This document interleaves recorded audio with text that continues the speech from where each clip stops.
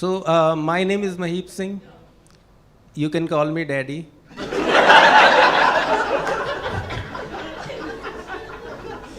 You should not, but you can. And don't get scandalized when I tell you sex jokes and when I do some naughty stuff. Because, see, ये दाढ़ी जो है, ये धूप में सफ़ेद है. ये एक्सपीरियंस की वजह से सफ़ेद नहीं है. लोग सफ़ेद दाढ़ी देखते ही ना पहले तो पोलाइट अप्लॉज नहीं होता वो. ओह, इस एज में भी.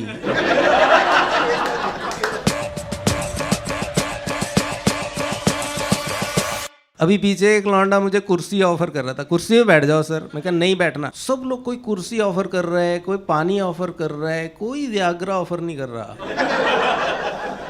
आप लोगों को गालियों से कोई एतराज़ है क्या? कोई गालियाँ वालियाँ देने से कोई एतराज़ तो नहीं सर आपको? गाली वाले पे अगर आपको एतराज़ है तो लाइक हमारी पॉलिसी है, क्योंकि कोई भी ऑफेंड हो जाता है ना.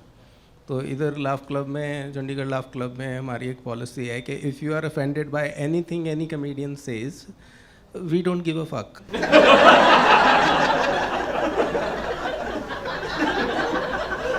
None whatsoever. उसका प्राइमरी रीज़न ये है कि नोबडी टेक्स आवर फक.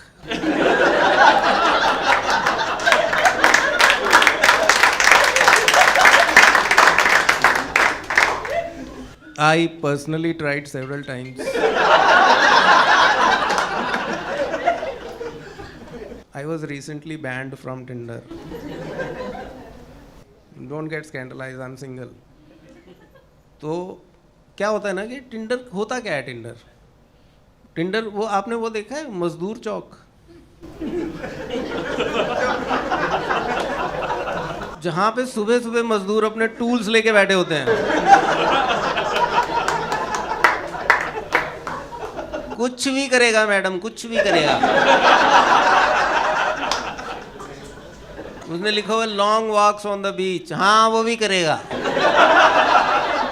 साले तो रोहतक में रहता है,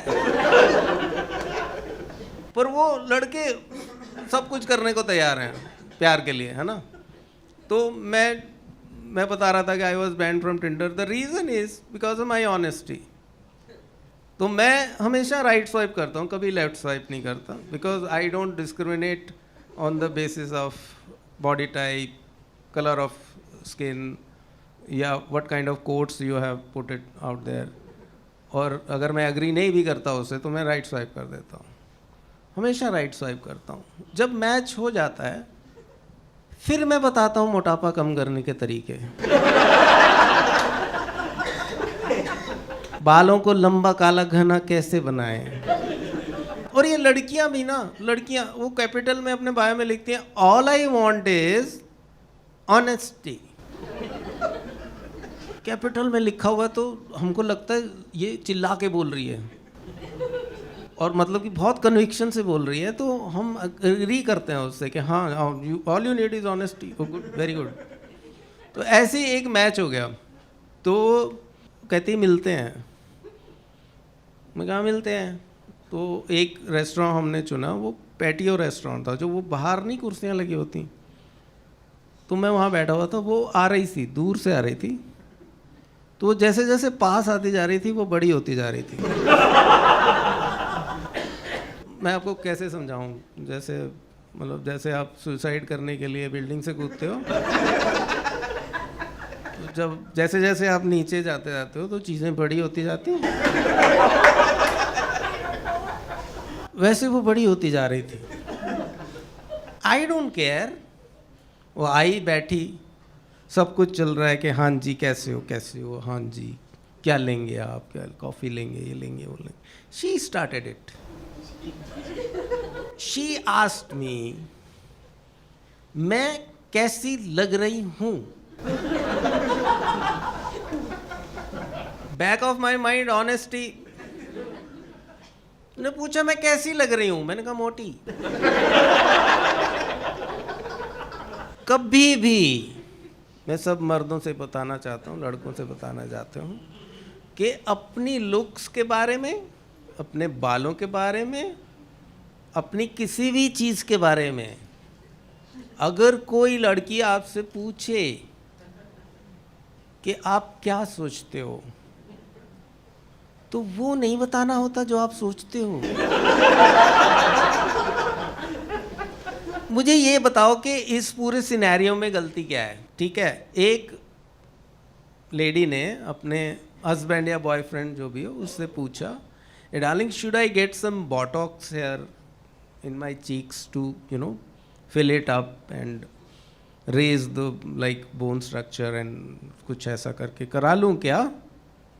उसने कहा नो, तुम जैसी भी हो मुझे अच्छी लगती हो। अब ये बंदा उसको सपोर्ट कर रहा है, ठीक है, उसको एक्सेप्ट कर रहा है कि तुम जैसी हो मुझे अच्छी लगती हो, पर वो औरत पलट के कहती है जैसी भी हूं का क्या मतलब? कैसी हूं मैं? नहीं तो मुझे बताओ कैसी हूं मैं। अगर आपसे कोई भी लेडी ये पूछे कि मैं कैसी लग रही हूं, मेरे बाल कैसे लग रहे हैं, मेरा सूट कैसा लग रहा है, तो फेक अ हार्ट अटैक।